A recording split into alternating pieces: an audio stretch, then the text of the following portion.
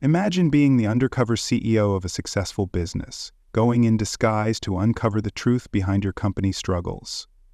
That's exactly what happens when Mark Wallace, the CEO of a successful chain of upscale coffee shops, decides to step into the shoes of his employees and discovers shocking truths about the toxic work culture, mistreatment, and financial dishonesty happening right under his nose. How does he turn everything around? Stay tuned as we dive into this powerful transformation story that's all about leadership, change, and the people behind the business. Mark Wallace, the CEO of a successful chain of upscale coffee shops, had always prided himself on creating a business that customers and employees could rely on. For years, his coffee shops had been bustling with loyal customers, offering high-quality coffee in a welcoming environment.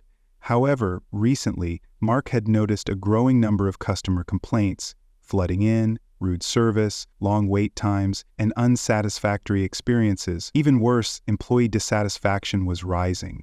The workers seemed more stressed than ever, with complaints of burnout and poor management reaching Mark's desk. Despite his efforts to address the issues through store managers, the reports always painted an overly positive picture, and the problems continued to escalate. Mark, frustrated and concerned that he wasn't getting the full picture, decided to take matters into his own hands. He needed to uncover the truth behind the negative feedback and see firsthand what was happening at the ground level.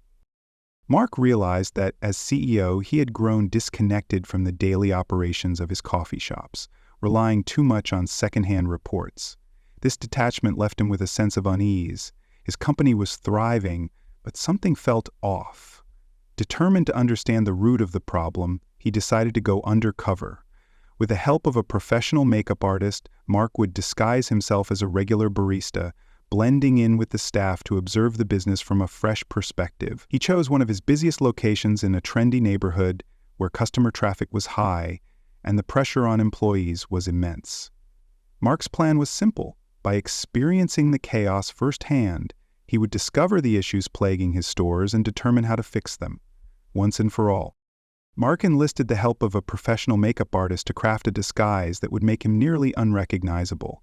He transformed from the polished, well-dressed CEO to Mike, a simple, scruffy barista in a faded hoodie, jeans, and a pair of glasses. His makeup concealed his features, giving him the appearance of a tired employee, and his hair was styled in a messy bun. With his new look, Mark was confident no one would recognize him. He arrived at the coffee shop early on his first day, slipping in quietly through the back entrance to avoid attracting attention. The shop, located in a trendy neighborhood with high foot traffic, was already bustling as the morning rush began. The air was thick with the sounds of blenders whirring, milk steaming, and customers placing their orders at the counter. Mark was introduced to Elliot, a young barista with a weary look in her eyes, who had clearly been working non-stop through the early morning. Despite the chaos, Elliot greeted Mark warmly and explained the basics of the job. As the morning progressed, Mark quickly realized just how overwhelming the job was. Orders piled up, customers grew impatient, and the energy in the room became tense. The staff, although busy, tried to maintain a positive attitude, but Mark could sense the strain in their interactions. He noticed Tom, the store manager, mostly staying behind the scenes, barking orders at employees without stepping in to help with the workload. His demeanor was cold, and it was clear that he was more concerned with efficiency than with the well-being of his team. As Mark worked alongside the other baristas, it became increasingly obvious that the atmosphere in the shop was chaotic and stressful. Elliot did her best to handle the rush with a smile, but Mark could see the exhaustion etched into her face. The long hours, constant pressure, and lack of support from management were clearly taking a toll. Mark, feeling the weight of his decision to go undercover, was struck by how different the reality was compared to what he had been told in the reports. By the end of the first day, he felt overwhelmed and exhausted, but more determined than ever to uncover the full extent of the issues at play. As Mark continued his undercover shift at the coffee shop, the deeper issues became painfully clear. The atmosphere, which had initially appeared chaotic, was more than just a byproduct of the busy location.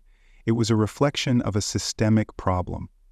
Employees were constantly stressed, barely able to catch a breath between rushes, and morale was at an all-time low.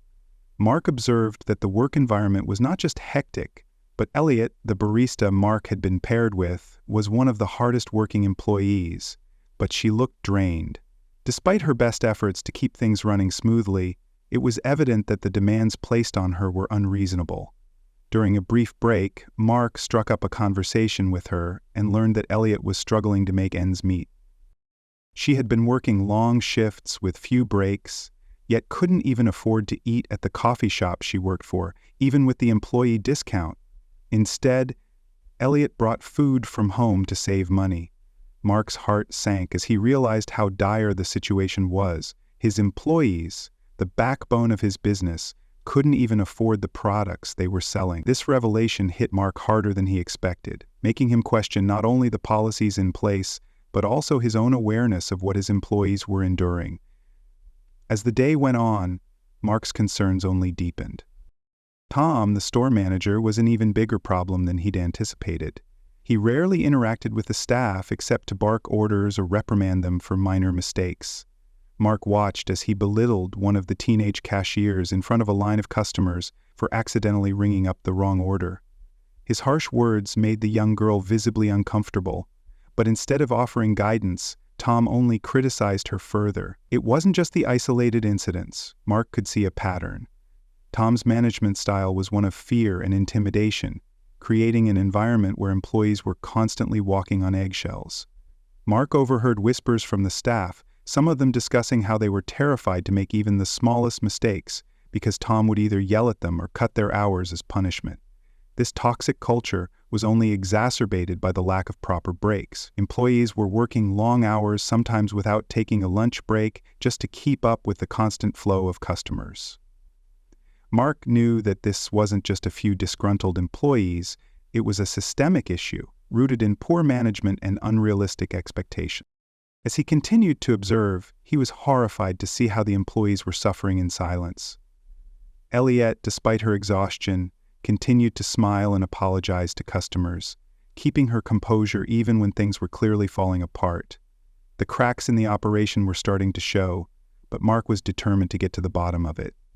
Then, during a quieter moment, Mark overheard Tom speaking on the phone outside the shop. He caught snippets of his conversation, and it became clear that he was skimming money from the store's profits. Tom was pocketing cash from unrecorded sales, and he had been doing so for months. This new discovery was a punch to the gut.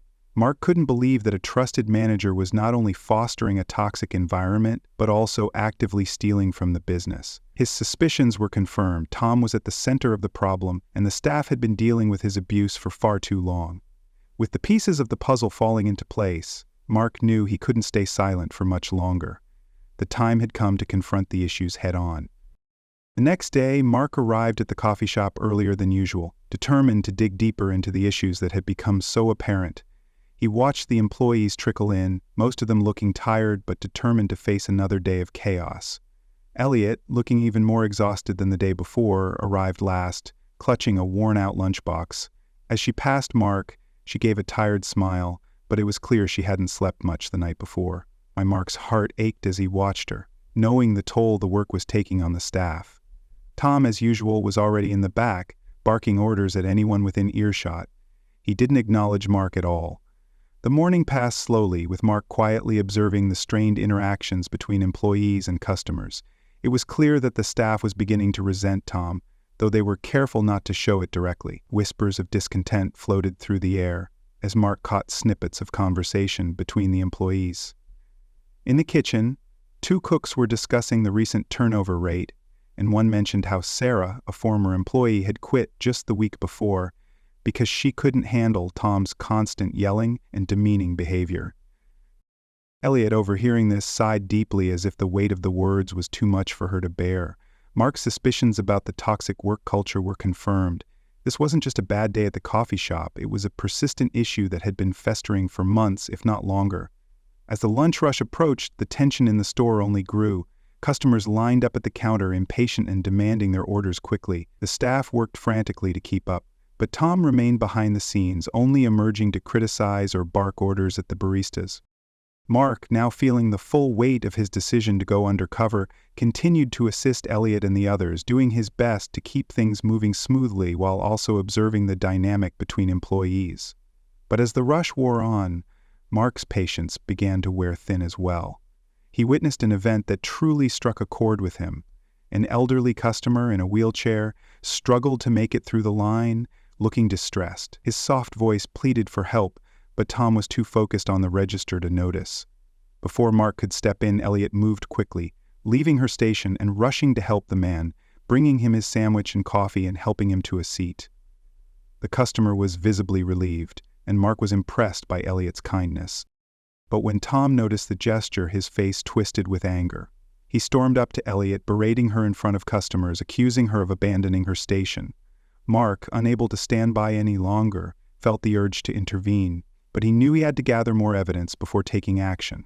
After the rush died down, Mark pulled Elliot aside, her concern evident. She asked if this kind of treatment was normal, and Elliot's answer left Mark speechless. She revealed that Tom had treated her and the rest of the staff like this for months. Constant reprimands, unjust punishment for minor mistakes, and a general air of fear permeated the entire workplace. She explained that most of the employees were terrified of losing their jobs, as Tom had the power to cut hours or fire them on a whim. It was a toxic environment that had taken a serious toll on morale, and Mark knew now that he couldn't ignore it any longer. But there was still more to uncover. As the day continued, Mark overheard Tom on the phone again, his voice low and casual, discussing his illegal practice of skimming money from the store's cash register. Mark's heart pounded as he listened in. He now had concrete evidence that Tom had been stealing from the business. The discovery was enough to push Mark to the brink. He knew he couldn't leave things as they were. It was time to take action, but the question remained, how could he confront Tom without blowing his cover? With everything he had learned, Mark was now more determined than ever to make the changes his company needed. But he also knew that the road ahead would be difficult, and that he would have to confront not only Tom, but the systemic issues within his business that had gone unnoticed for too long. After gathering enough evidence, Mark knew it was time to confront the issues head-on. The weight of everything he had learned, Tom's abusive management style, the exploitation of his employees, and the financial misconduct, was unbearable. He had to act swiftly, and the longer he waited, the more he risked losing the trust of his staff.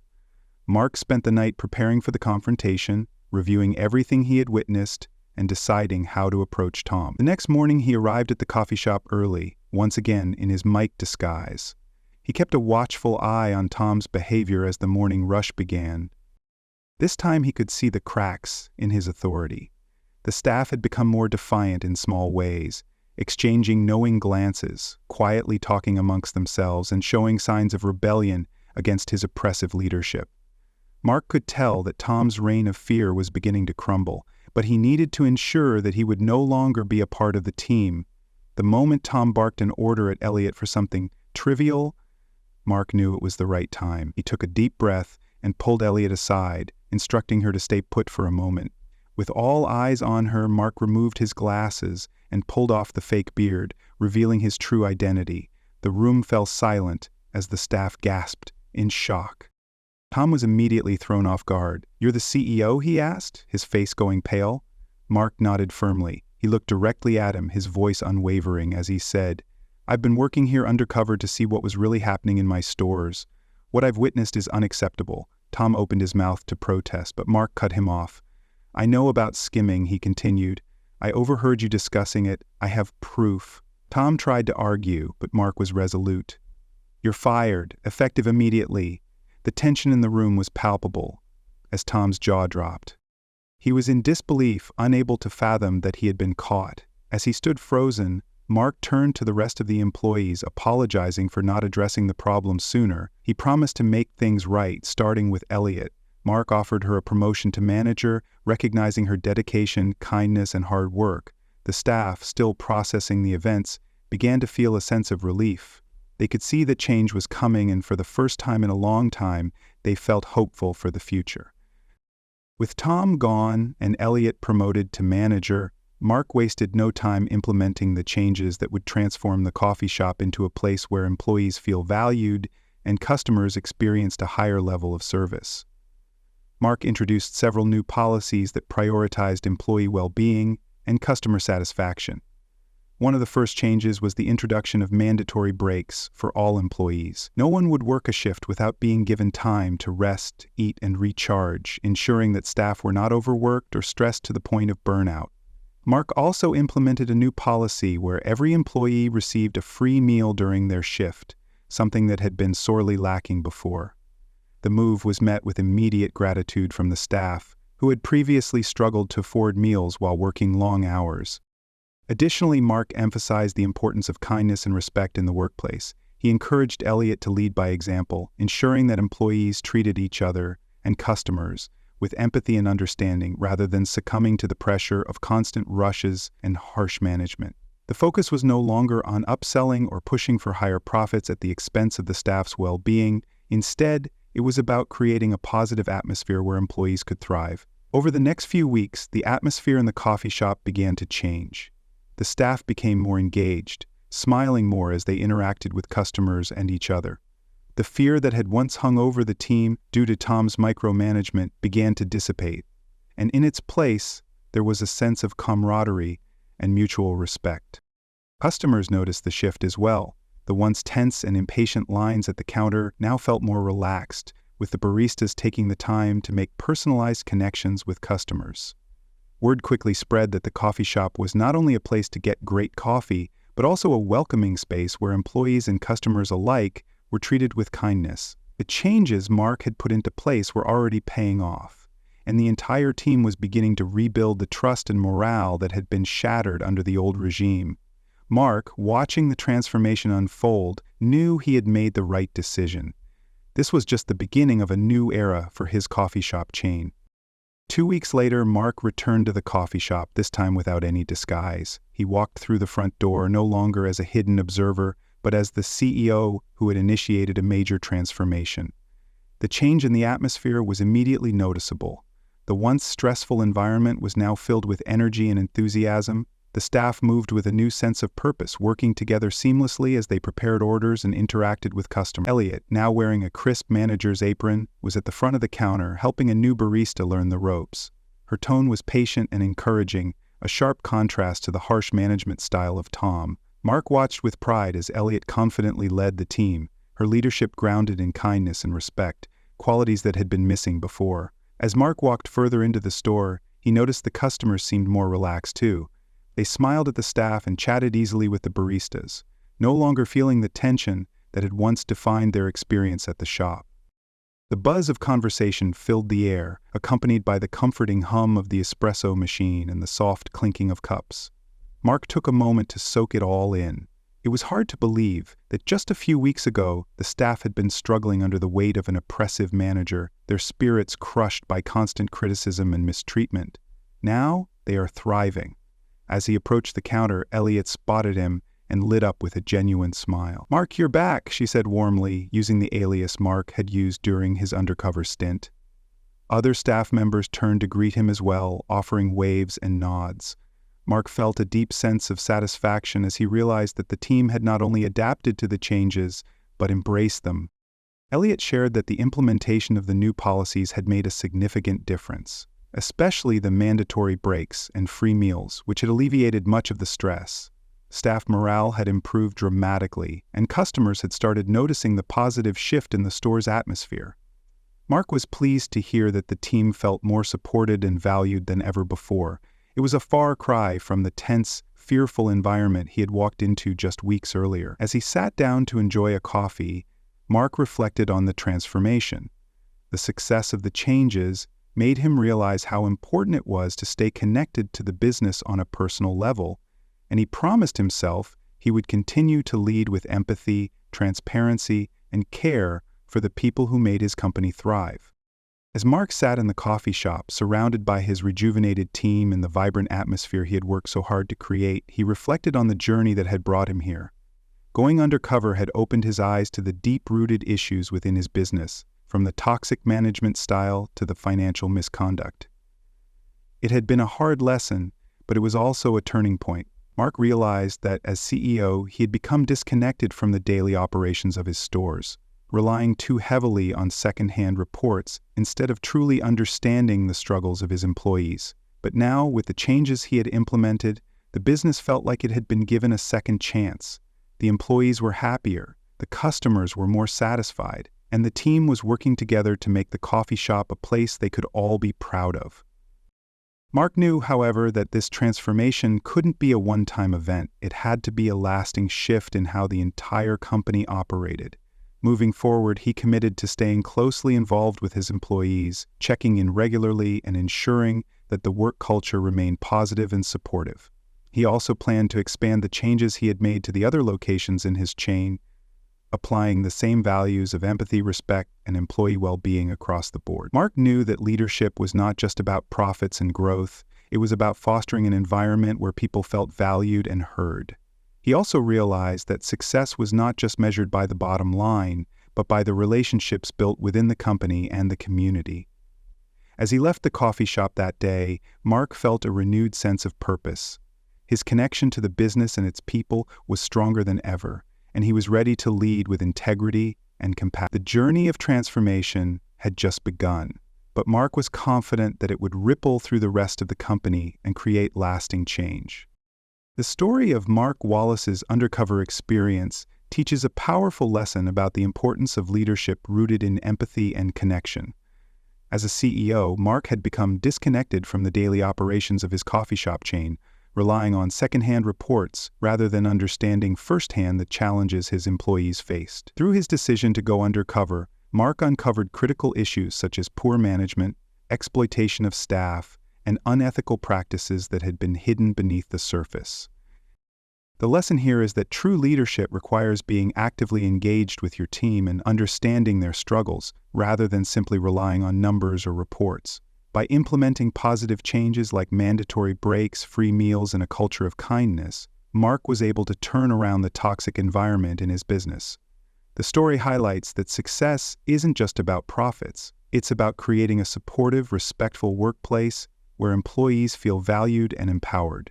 Mark's commitment to staying connected with his employees and leading with integrity is a reminder that compassionate leadership fosters not only business success but also employee loyalty and well-being, ultimately benefiting the company as a whole.